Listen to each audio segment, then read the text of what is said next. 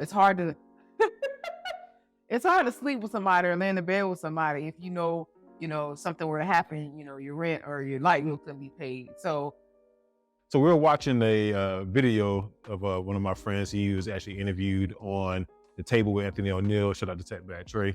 shout out, hey. And in the clip, he talked about more money equaling better sex in a marriage. So kind of, I showed the clip to my wife, and it kind of. I was like, yeah. Right. So it got us thinking and talking about it. And we're like, no, this is a good conversation to have.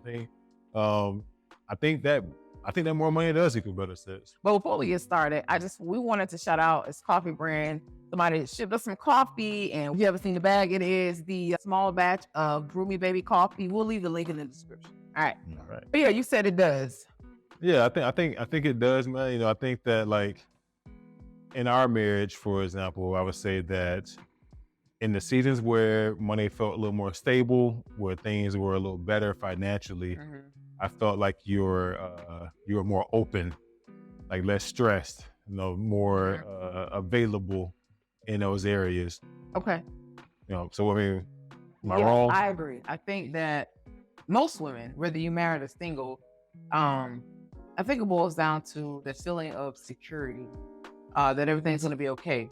I mean, back in my undergrad, I had a friend. She would always say, it's hard to it's hard to sleep with somebody or lay in the bed with somebody if something were to happen, your rent or your light bill couldn't be paid. So,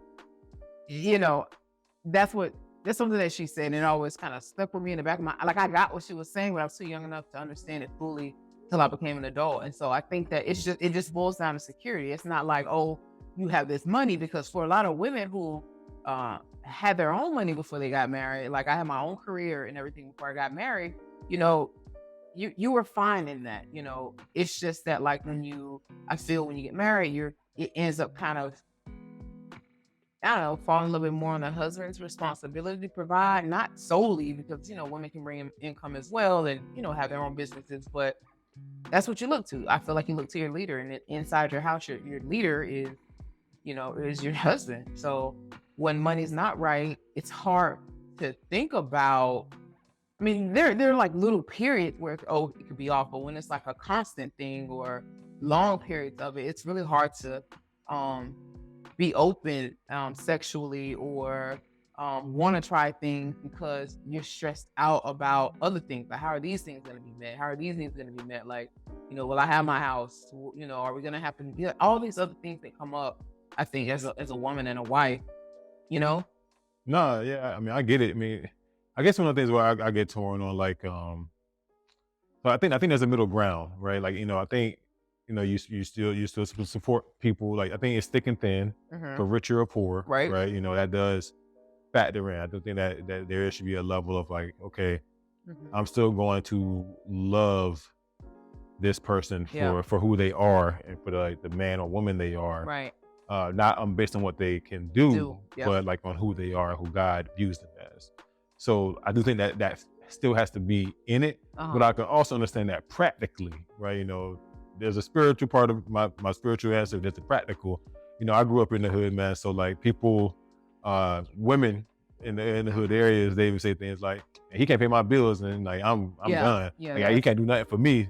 So, like, I'm good. Like, I'm straight. Like, I can't even get turned on by him. He broke. And that's error in thinking, right? That is error in thinking. That is the string theory, the hood mentality of, hustling and men feeling that they have to be out here and doing grimy stuff or, into crime to be able to provide for these, I would say, high price, high maintenance, high ticketed women. And I ain't saying nothing wrong with them, but just like putting that pressure in a sense. I get that. And I completely agree. It has to be, graced and through thick and thin. But what's super important is that as a wife, right? Or as a husband, when you are, and I've had this experience in my past, but like when you see your spouse or someone that you're with, not giving their all or not working hard in that area, that they can be better. you may try to bring it up to them in a certain way so that they can understand, so that they can be better. They're not doing the best that they could do. You see areas of improvement in them. And then you also see things that are not good or things that can be better. That, I think, is a frustration. It's not like, oh, it's not because you're not making a lot of money or I'm not being sexually aroused or turned on because my bill's not getting paid. It's like those are not getting paid, and you're not doing the best that you can do to put our family or this family in the best financial spot. So I think that has a lot to do with it, too, making sure that person is doing their best, to get that. Because I feel like as women, wives, even in a relationship, it's just like, I feel like there's a peace you get when that spouse is doing the best that they can, and that's, what I'm saying? No, I get it. I mean, I think when it comes to being like a man, like I can't speak for all men, but a pattern that I've seen, and even just within myself, there's a lot of pressure to be like, to be a leader, to have it figured out. And there's a lot less grace for because one, like God holds us responsible as men as well. I'll take y'all the way back to the Garden of Eden, right? It doesn't matter if our wives messed up, God still, holds the man responsible. And it's like, using the example you gave, like trying your best. Sometimes you don't know what to do.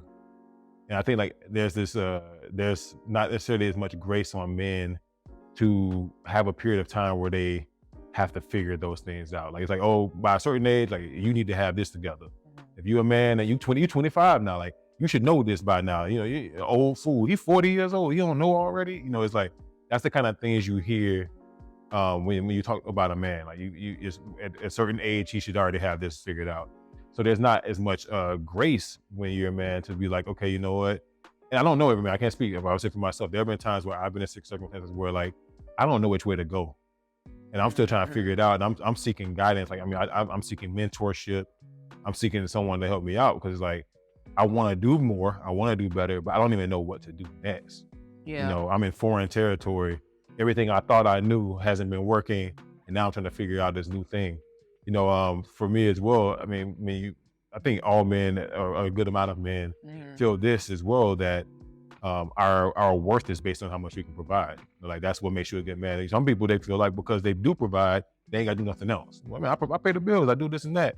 Now you go cook, you go watch the kids, you go do all this. They don't participate in nothing else because they feel like they provide, which is also another flawed way of thinking. You shouldn't think just because you provide money, that's enough, that you don't have to, be loving and faithful, etc. But to dig deeper though, sometimes men don't know. Like what you're explaining is a little different. Like sometimes you don't know, but I do think there are some men who just have certain, just lazy. Yeah, like certain personality traits, certain characteristics that they are not self-aware of. Like, not motivated, lazy, no discipline. And that's women too, but we're specifically talking about the male right now. It's women like that as well. But those are some of the things. And there are men who will blame, outside factors on, or other people on, like why their situation is the way it is, versus like taking that inward thing and say, okay, is there something in me that I can be doing?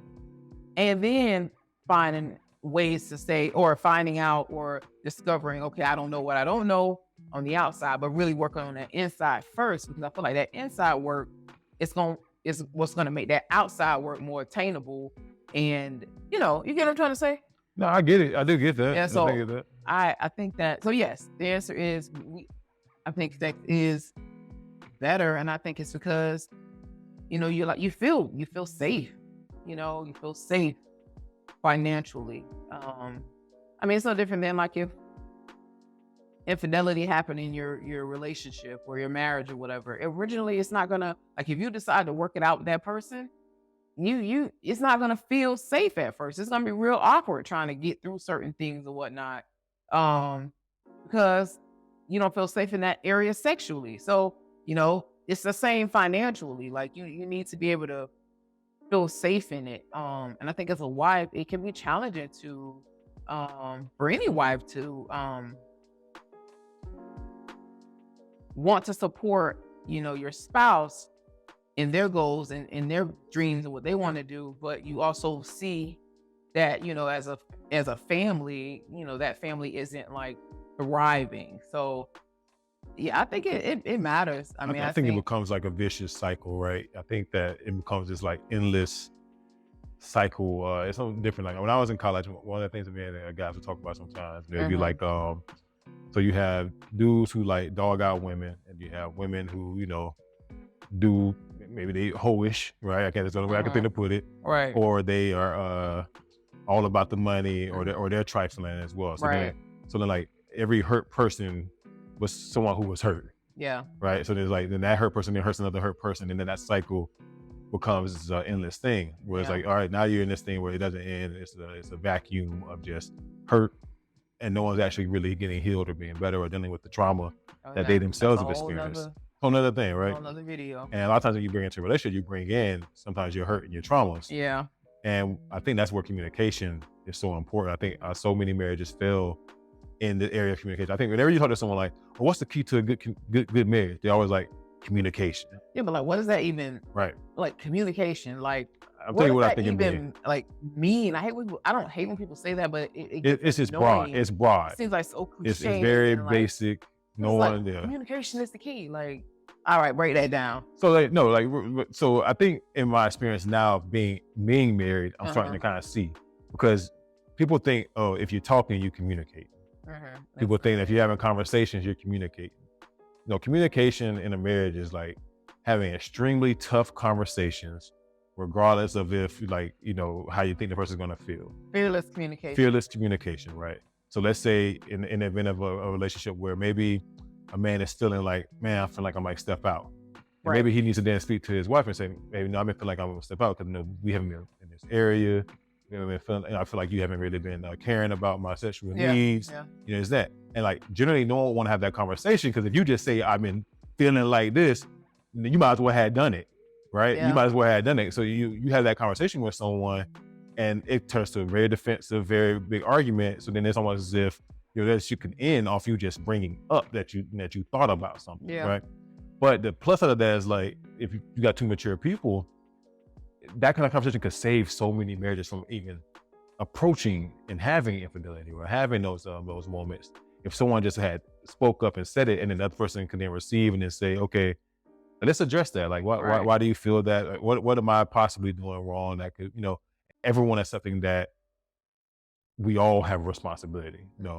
Like it's never all on one person. So it's never all on like, okay, you can go back to everything. Everything has a history. And like, okay, if you're feeling like, you're not in a sexual need, not having sexual needs being met, it ain't just that you don't want to meet my sexual needs, but what's happening to make you not want to meet my sexual needs? So then that conversation then builds upon an even deeper thing where you realize, oh, I'm not feeling safe financially. I feel like you're not doing the best you could be doing, blah, blah. Okay, so if I start doing that a little bit better, I work a little harder, you're saying that this, and then it becomes like sales at that point, right? Yeah, but then it's like, it shouldn't even have to, like, as a person, I feel like you should want to do better. Like, it's not like, oh, if I do better, then I'll get this. It's like, do better to just be a better person, like in life. I think that is unfair in the sense that like it's no different than you have an employee, like you have a company, right? And a person gets put on like they have a bad performance review, or they're regularly being reviewed. They may not necessarily see an issue with the performance they've been doing. They might be feeling like, oh, I've been doing well. I'm doing good. Like I'm straight, right? And a lot of times it takes someone to see something from a different perspective. Like we it's hard to see the forest from when you're in the trees. Yeah. Right? Like you can't see everything about yourself because we're complex human beings. So when you may think, oh man, I'm doing straight. Like I'm good. Like I feel like I'm doing everything I could. And that's what having a good spouse comes in, and having a good manager or a good co-worker or someone who says, hey man, you could actually do a little bit better in this. All right. Or having someone at church who says, hey man, I see your spiritual walk, but I think this is an area you could work on. Everyone needs that, no matter what. It's not that person that want to do better. They just thought they were doing better, and they don't have self-awareness in that area because they're still learning everything about themselves. Like I don't even know everything about you. I don't know everything about myself. You don't even know everything about yourself. So sometimes we don't even realize sometimes even a problem. Yeah. Until someone says like something like, oh, well, no one's ever complained about this about me before, and then someone says something about it, and now it's like, no, that really is an issue. It really is an issue. So, I use myself as an example. I know we'll make it plain, we keep it simple. Within our relationship, there are times where like there are things about me that you may have brought up to me, right? Let's say something as simple as like, hey man, your breath been a little off lately, right? And then it's like, oh, I didn't realize, because you can't smell your own breath always. Now, one person might be like, man, you should be able to smell your own breath. How you can't smell that breath? As stink as that breath is, you can't smell your own breath. As stink as your breath is, you can't smell that, right? But like, if the person's been around that smell, it's no different than when you've been in the house and it's stank in the house and you don't smell it till you leave out the house and come back in. Or you come back in, you're like, dang, what's that smell? The trash is bad. But you've been in the sink for so long, you don't know. You don't even realize it. So then you're like, oh man, thank you for bringing that up. Let me go to the dentist. You find out you got a bad tooth. Yeah. All that time, it's like, man, I didn't know I had a bad tooth. But super important for the person receiving information to not be defensive, and then the person that's delivering it in the most tactful way. Because I'm guilty of not being able to deliver tactfully. I mean, you said it. No, it's real though. So that's good. That's good communication. I think, like I said, the conversation about whether or not more money equals better sex, it ain't as black and white or like as linear as, oh, I make more money, we'll have better sex. Right. The communication on why we need more money and why we aren't having better sex is much more important than, oh, I do A, we get B. All right. A little more twerking, that give me somewhere.